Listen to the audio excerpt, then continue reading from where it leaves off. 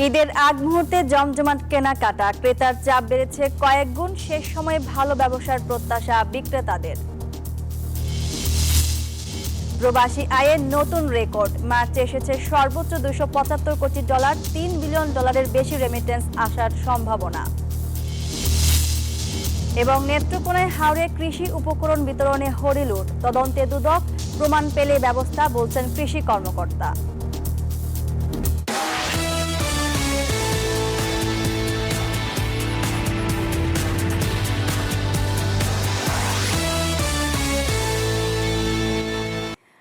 আমন্ত্রণ, ব্যবসা বাণিজ্য আর অর্থনীতির সবশেষ খবর নিয়ে নিউজ 24-এর নিয়মিত আয়োজন বিজনেস টাইমে। সাথে আছে আমি মাহমুদা মুনি। এতক্ষণ দেখছিলেন সংবাদ শিরোনাম, এবার পুরো খবর।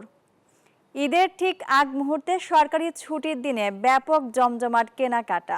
রাজধানীর শপিং মলগুলোতে ক্রেতাদের চাপ বেড়েছে কয়েক গুণ। ব্যস্ততায় আগে যারা করতে পারেননি কেনাকাটা, তারা সেরে ফেলছেন সেটি। এদিকে শেষ সময়ের ক্রেতা উপস্থিতিতে ভালো ব্যবসার প্রত্যাশা বিক্রেতাদের। দরজায় করা নাড়ছে ঈদ উৎসবকে রাঙিয়ে তুলতে, তাই তো সকাল থেকে শপিং মলগুলোতে দেখা যাচ্ছে ক্রেতাদের উপচে পড়া ভিড়। বুধবার রাজধানীর পান্থপথে বসুন্ধরার সিটি শপিং কমপ্লেক্স ঘুরে দেখা যায় ঈদের ঠিক আগ মুহূর্তে এই ছুটির দিনটিকে বেশ ভালোভাবেই কাজে লাগাচ্ছেন শপিং প্রেমীরা। ব্যস্ততায় আগে যারা করতে পারেনি কেনাকাটা, শেষ সময়ে তারা সেরে নিচ্ছেন সেটি। ফলে কাপড়, জুতা, কসমেটিক্স কিংবা গহনার দোকান সবখানে দেখা গেছে ক্রেতার চাপ। তো জামা কিনলাম আর জুতা কিনা এখনো বাকি আছে, ব্যাগও কিনা বাকি আছে। ক্রেতারা বলছেন ঈদের আগে ছুটির দিন পাওয়ায় কেনাকাটা করতে বেশ সুবিধা হয়েছে। পরিবার পরিজন নিয়ে কেনাকাটা করতে ছুটির দিন ছাড়া তেমন সময় পাওয়া যায় না। ব্যস্ততার কারণে কিছু করেছি শপিং, কিছু বাকি আছে আর কি। বোন ভাগ্নিদের জন্য সবসময় নিয়ে এখান থেকে সবসময় কেনাকাটা করি, স্বাচ্ছন্দ্য বোধ করি, এখানে খুব ভালো লাগে এখানে। বিক্রেতারা বলছেন অন্যান্য দিনের তুলনায় আজ চাপ বেড়েছে কয়েক গুণ। ছুটির দিন হওয়ায় শেষ সময়ে কেনাকাটা সারছেন ক্রেতারা, ফলে শুরুর দিকের ঘাটতি পুষিয়ে নেওয়া সম্ভব হবে। আসলে আজকে ছুটির দিন হিসাবে আলহামদুলিল্লাহ যথেষ্ট ভালো কাস্টমার আছে, আর আগামী 5 দিনের মধ্যে আশা করি আল্লাহর রহমতে আরও ভালো হবে। ব্যবসা বাণিজ্য ভালো হচ্ছে, বিশেষ করে বসুন্ধরা সিটিতে আলহামদুলিল্লাহ শুরু থেকে ভালো কাস্টমার আছে। বরাবরের মতো এবছরও রোজার শেষের দিকে মাঝরাত পর্যন্ত খোলা রাখা হচ্ছে শপিং মল। এতে সকাল থেকে রাত সারা দিন ভরে কেনাকাটার সুযোগ পাবেন ক্রেতারা। ফারজানা রিয়া, নিউজ 24, ঢাকা। মাস শেষ না হতে চলতি মার্চে প্রবাসী আয় এসেছে $275 কোটি। একক মাসে এত বেশি পরিমাণ রেমিটেন্স আগে কখনো আসেনি বাংলাদেশে। বাংলাদেশ ব্যাংকের হিসাব বলছে চলতি মাসের 24 তারিখ পর্যন্ত দৈনিক গড়ে রেমিটেন্স এসেছে $11,45,00,000। বাকি 7 দিন এই ধারাবাহিকতা অব্যাহত থাকলে চলতি মাসে $3 বিলিয়ন উপরে মাইলফলক প্রবাসী আয় আসবে। এর আগে গত বছর ডিসেম্বরে প্রবাসীদের পাঠানো $264 কোটি এসেছিল। ওটাই ছিল একক মাসের সর্বোচ্চ রেমিটেন্স। নেত্রকোনায় কম্বাইন হারভেস্টার, রাইস ট্রান্সপ্লান্টার সহ কৃষি যন্ত্র বিতরণের নামে হরিলুট হয়েছে ভর্তুকির টাকা। প্রভাবশালী আওয়ামী লীগ নেতা ও কৃষি কর্মকর্তাদের যোগ সাজশে হওয়া এমন অনিয়মের অভিযোগে তদন্ত করেছে দুদক। সংশ্লিষ্টতা থাকায় অনেককেই করা হয়েছে সাসপেন্ড। প্রমাণিত হলে নেওয়া হবে বিভাগীয় ব্যবস্থা, বলছেন জেলা কৃষি কর্মকর্তা। সোহান আহমেদ কাকনের পাঠানো তথ্যচিত্রে ডেস্ক রিপোর্ট। উৎপাদন ব্যয় কমাতে এবং কৃষির আধুনিকায়নে নানা প্রকল্প নেয় কৃষি বিভাগ। এরই ধারাবাহিকতায় 23-24 অর্থবছর পর্যন্ত নেত্রকোনার হাওড়াঞ্চলে 70% এবং সমতলে 50% ভর্তুকি মূল্যে 918টি কম্বাইন হারভেস্টার, 36টি রাইস ট্রান্সপ্লান্টার, 175 রিপার, 22টি রিপার ভাইন্ডার সহ শতাধিক সিডার ও পাওয়ার থ্রেসার বিতরণ হয়েছে, যেগুলো বিতরণে ব্যাপক অনিয়মের অভিযোগ উঠেছে। এই বাড়িতে মানিকার আছে, তার কুকুর বাড়িতে আছে, ওই দক্ষিণ হিন্দু বাড়িতে আছে, আরেকটা আছে এই বুয়ের বাড়িতে আছে, কয়েক বাড়িতে মেশিন আছে। অভিযোগ রয়েছে 2020 সাল থেকে নামি বেনামি বিভিন্ন কোম্পানির মধ্যস্থতায় নিম্নমানের মেশিন বিতরণ দেখিয়ে হাতে নেওয়া হয়েছে ভর্তুকির টাকা। 7টা আমরা মেশিন দেখলাম, তার কোনো মালিকানার সঠিকতা পাই নাই। এগুলো মানে যে সুলতান নামে এক ব্যক্তির কথা শোনা যায়, সে নাকি এগুলো নিয়ে অনেকের নামগুলো ইউজ করে এগুলো সরবরাহ করছে। এগুলো আসলে যে অনিয়ম হয়েছে তার সঠিকতা আমরা প্রাথমিকভাবে দেখতে পাচ্ছি। অনিয়মে অভিযোগে ইতিমধ্যে বেশ কয়েকজনকে সাসপেন্ড করা হয়েছে, তবে অনেকেই এখনো ধরাছোঁয়ার বাইরে। ভর্তুকির অর্থ লোপাটে জড়িতদের বিরুদ্ধে কঠোর ব্যবস্থা নেওয়ার দাবি সচেতন নাগরিকদের। ভালো ভালো গৃহস্থ যারা ওরাই আসছিল, পরবর্তীতে করা হয়েছে কি ওই ইয়ারা আসেনি, ওই যে গৃহস্থ আছে দলীয় ভাবে চলে গেছে, যে ও আওয়ামী লীগ করে, ও জমাত করে, ওকে দেওয়া যাবে না, ওকে দেওয়া যাবে, ওই পরে আর কৃষি ডিপার্টমেন্টে কয়েকজন সাসপেন্ড হয়েছে। কই তাদের দুর্নীতি আরো তো আছে, এদের সাথে শুধু তারা না, আরো অনেকেই জড়িত। এইগুলি উদ্ঘাটন করতে হবে। শুধু হারভেস্টার মেশিন নয়, কৃষির সাথে আধুনিকায়নের যে যন্ত্রপাতি বলেন, বীজ বলেন, সার বলেন, সর্বক্ষেত্রেই দুর্নীতি যেটা সেটা রোধ করা দরকার এবং এটা সার্বিক একটা তদন্ত দরকার। তবে মেশিন বিতরণ নিয়ে উপজেলা কর্মকর্তারা ক্যামেরায় কথা না বললেও অনিয়ম প্রমাণিত হলে বিভাগীয় স্থায়ী ব্যবস্থা নেওয়ার কথা জানিয়েছে জেলা কৃষি বিভাগ। প্রকল্প থেকে যে সকল যন্ত্রপাতির জন্য আবেদনগুলি চাওয়া হয়, সেই অনুসারে উপজেলা থেকে কৃষক পর্যায়ে সেগুলি অবগত করা হয় যন্ত্রগুলি বিতরণ করার জন্য। কৃষক তখন তার পছন্দসই যে যন্ত্রটি নেবেন এবং তার কোম্পানিও, এটা আমরা সিলেক্ট করে দিই না, উনি যন্ত্র যেটি নেবেন তার যে কোম্পানি থেকে নেবেন এটি কৃষকের অপশন। কৃষির উন্নয়নে নেওয়া সরকারি ভর্তুকির অর্থ লোপাটে জড়িতদের বিরুদ্ধে কঠোর ব্যবস্থা নেবে কর্তৃপক্ষ, এমনটাই প্রত্যাশা সবার। Desk report, news 24। ভিন্ন স্বাদের টানে এবার পুরান ঢাকা নয়, মানুষ ছুটছে আইসিসিবির ইফতার বাজারে। পরিপাটি পরিবেশ, খাবারের গুণ আর আয়োজনের বিশালতা টেনে এনেছে ভোজন রসিকদের। দাম ও মানে সন্তুষ্ট জানিয়েছেন ক্রেতারা।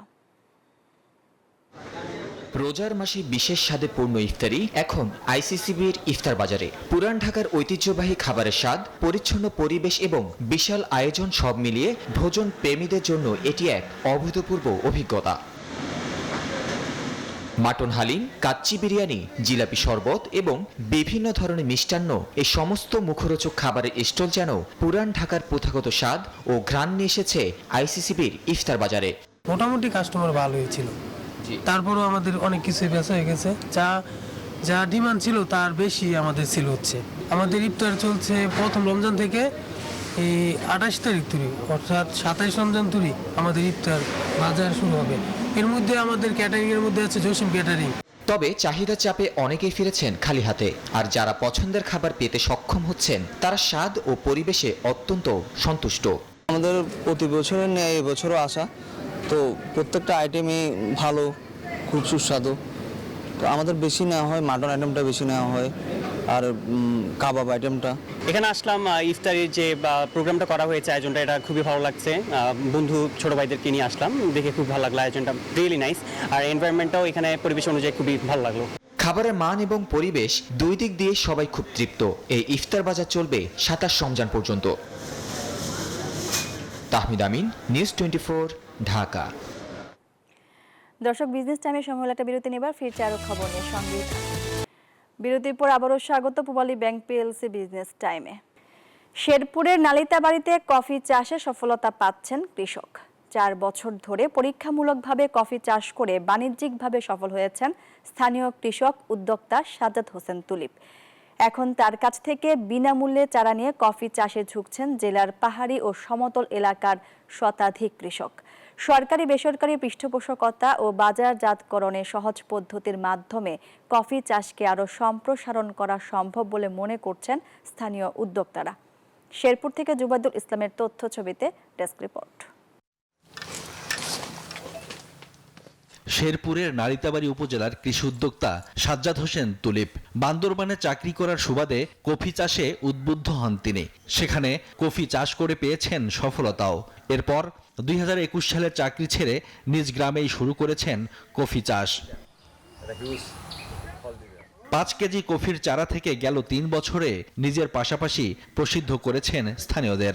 প্রশিক্ষণ দেয়া সহ বিনামূল্যে কফির চারা সরবরাহ করছেন। তার উৎপাদিত কফি যাচ্ছে বিভিন্ন জেলার কফি শপে। মূলত কফি বীজ থেকে চারা হয়, সেই চারাগুলো প্রায় 8-9 মাস অথবা 10 মাস, কোনো সময় 11 মাস রাখার পরে এগুলো লাগানোর উপযোগী হয়। সেই উপযোগী চারাগুলো লাগানোর 2 বছর পরে মূলত গাছে ফল আসা শুরু করে এবং এই ফলগুলো প্রতি গাছে 5 থেকে 7 কেজি, কোনো গাছে 10 কেজি পর্যন্ত ফলন হতে পারে। কম খরচে যে কোনো ছায়াযুক্ত স্থানে, বাগানে বা পুকুর পাড়ে সাথী ফসল হিসেবে কফি চাষ করে সফলতার সম্ভাবনা দেখছেন স্থানীয় অনেকে। ইতিমধ্যে শুরু করেছেন শতাধিক কৃষক। 250 চারার মতো চারা রোপণ করতে পেরেছি। তো এখানে আপনার মানে তেমন কোনো খরচ নেই, শুধুমাত্র শুষ্ক মৌসুমে পানি দিতে হয়। বই দেয়, এই বইয়ের ভিতরে কিভাবে চাষ করব, কি চাষ পদ্ধতি, পরিচর্যা প্রতিষেধক সম্পন্ন বইতে দেওয়া আছে। তো আমরা ওইভাবেই কাজ করি। সাজ্জাদ জানান, স্থানীয়ভাবে কফির উৎপাদন বৃদ্ধি ও প্রক্রিয়াজাতকরণে পদক্ষেপ নেওয়া হলে কমবে কফির আমদানি নির্ভরতা। অর্থনৈতিকভাবে সমৃদ্ধ হবেন উদ্যোক্তারাও। আমি মনে করি সেই কফির মাধ্যমে আমাদের শেরপুর জেলার পরিচিতি পাবে, কৃষকরা অর্থনৈতিকভাবে লাভবান হবে। পাশাপাশি আমার মতো যে আরও অনেক ছোট বা বড় বড় কোম্পানি শেরপুরে এসে কফি চাষের সাথে সম্পৃক্ত হয়, এখানে কর্মসংস্থানের ব্যবস্থা হবে। এই সব চিন্তা ভাবনা নিয়েই আমি কফি চাষটা শুরু করি শেরপুরে। কৃষি বিভাগ বলছে, কফির উৎপাদন বাড়াতে কৃষককে প্রশিক্ষণ আর প্রণোদনার মাধ্যমে সহযোগিতা করা হচ্ছে। এর মধ্যে আমরা কৃষকদেরকে প্রশিক্ষণ দিচ্ছি এবং কোন পরিবেশে কফির চারাগুলো ভালোভাবে জন্মাবে এবং এটাকে খুব দ্রুত বৃদ্ধি করা যায় সেই কাজগুলো আমরা পরামর্শ দিয়ে যাচ্ছি। আবহাওয়া অনুকূলে থাকলে প্রতি একর জমিতে উৎপাদিত কফি 3 থেকে 5 লাখ টাকা বিক্রি সম্ভব বলে মনে করেন উদ্যোক্তারা। Desk report, news 24। চাল রপ্তানিতে নিষেধাজ্ঞা প্রত্যাহার করেছে ভারত, যা দেশটির কৃষি রপ্তানি দ্বিগুণ করার লক্ষ্য ও অর্থনৈতিক প্রবৃদ্ধি অর্জনের ক্ষেত্রে গুরুত্বপূর্ণ ভূমিকা রাখবে। ফাইন্যান্সিয়াল টাইমসের প্রতিবেদনে বলা হয়, এমন এক সময় মোদী প্রশাসনের সিদ্ধান্তটি এলো যখন কৃষি ও খাদ্য রপ্তানি বৃদ্ধির মাধ্যমে কৃষকের আয়ের উন্নতি এবং দেশের অর্থনৈতিক প্রবৃদ্ধি বাড়ানোর লক্ষ্যে কাজ করছে নয়াদিল্লি।